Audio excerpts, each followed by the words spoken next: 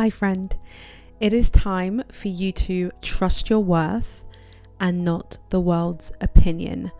The world is going to have 101 different opinions about who you should be, what you should be doing with your life, blah blah blah. You're not skinny enough, you're not thick enough, you need to have an hourglass figure, or you're too stick thin, or your bum's not big enough for a black girl, or your lips are too big for a white girl, or you need to get fillers are fake, you need to have long hair, I love the afro hair, you need to do this, you need to do that. Like, the world is going to have 101 different opinions about who you should be, what you should be doing with your life, how you should be dressed, what you should be doing as a career, where you should go, where you should live, who you should marry, how many kids you should have. Like, you know, if you've got two, then we can have 2 adults, 2 children, and then you can get a discounted ticket.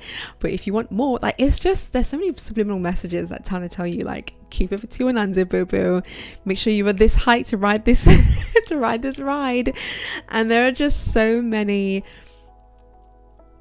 I don't know, like, just so many societal little nuances and just stigmas, bits and bobs everywhere, telling you who you should be, how you should look, how you should behave, and all of the above. And I just feel like this next generation and ours is slowly but surely breaking that mold. We are slowly but surely changing what the norm looks like, right? Half of us are working from home, half of us are still in the office, and some of us that are in the office are working 4 days a week instead of 5 days a week, or our hours are different and more flexible, or, you know, there's just so many different things. I know for a fact that back in the day, just from that research and speaking to people as well that have lived the experience, the way in which the media has changed, the workforce has changed, money has changed.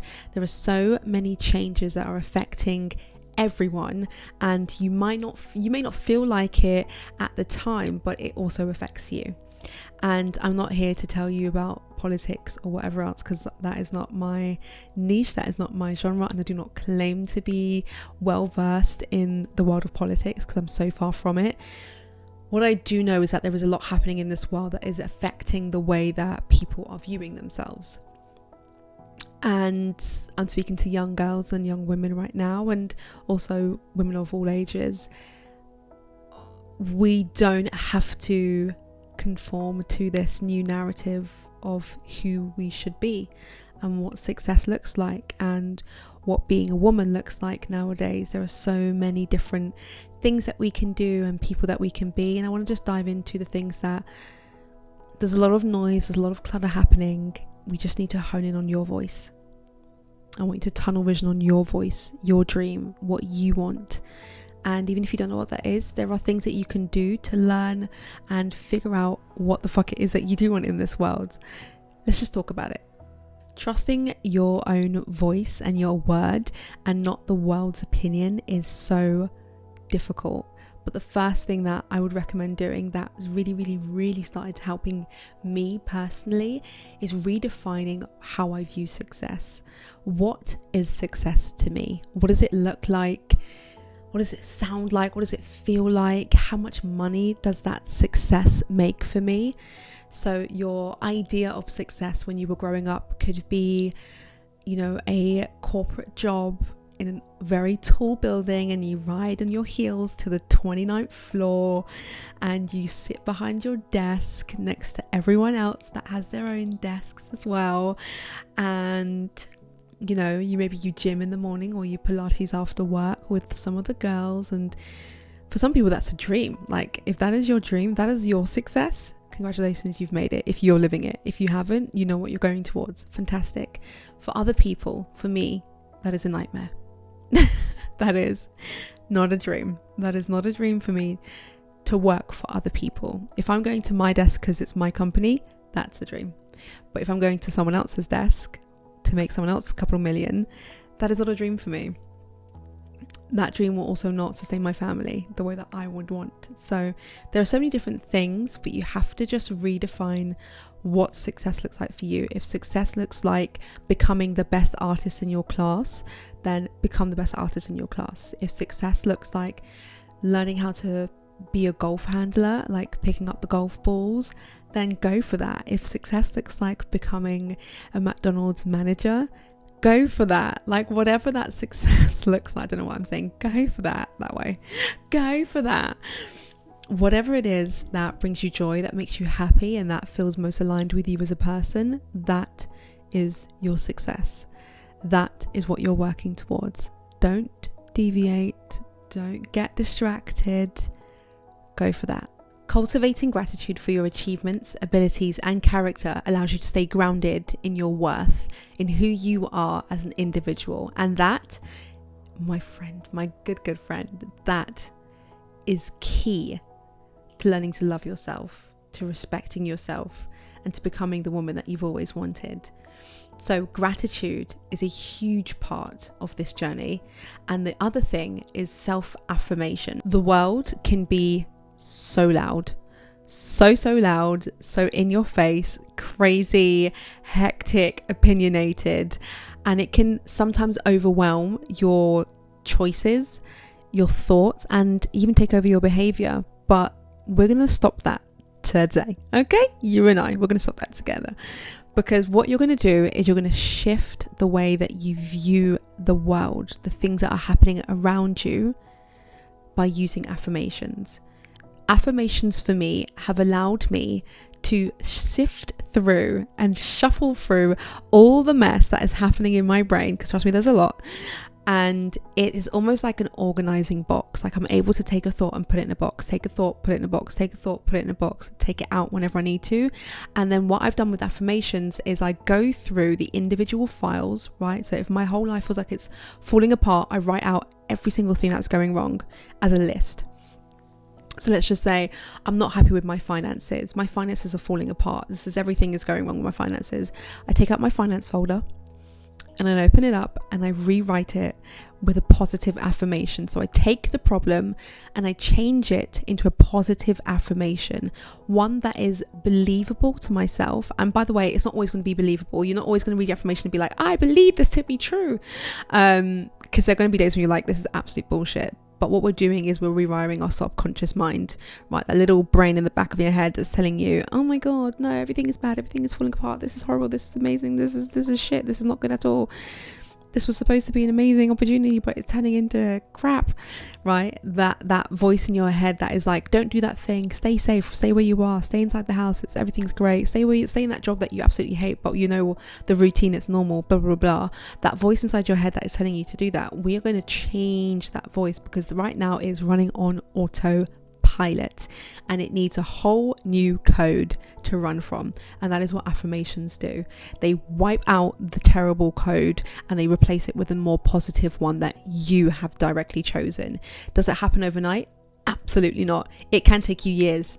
I won't even lie to you guys. It took me a couple of years. Like, it can take you a long time. Okay, so buckle in, get comfortable, make sure you have some snacks because it's a long ride, and go for it. Use affirmations. So one of my affirmations, when I'm trying to remember this off by heart, but I used to talk to myself about my appearance a lot, and I was like, you're so ugly, you're unattractive, blah blah blah, and I was having horrible conversations with myself. One of my affirmations was, I'm growing into the beauty that God intended for me to have. Now, you can't argue with that, can you? Because it's like, I'm not currently there, but I'm growing into it. What that does is it opens the door and it allows me to view a slightly different opinion of myself. So whereas before the door was shut and what I had was what I had, and that's what I was working with, right? So I'm ugly, that's it, the end. When you open that door, like, I'm growing into, I am becoming, there is a future for me in this avenue. You start to almost be like, it's like playing peekaboo. Like, you look outside, you're like, oh, like, I could have this thing. I could be beautiful. I could feel gorgeous. I could feel happy. I could feel fulfilled. I could feel loved. Those are the things that you want to start to open that door. Like, right now, it might be shut for a lot of us. Open the door just a little bit and allow yourself to dream of a future where you love yourself, of a future where you have everything you want, of a future where you respect yourself, where you care for yourself. Allow yourself a moment of grace and understanding that you might not have everything you want right now. You might not be the woman that you want to be forever right now, but in this moment in time, what you do have to work with is stunning. It's beautiful, it's raw, it's got its edges all roughed up, but you are going to slowly but surely refine it with your words, with your thoughts, with your time and with your attention.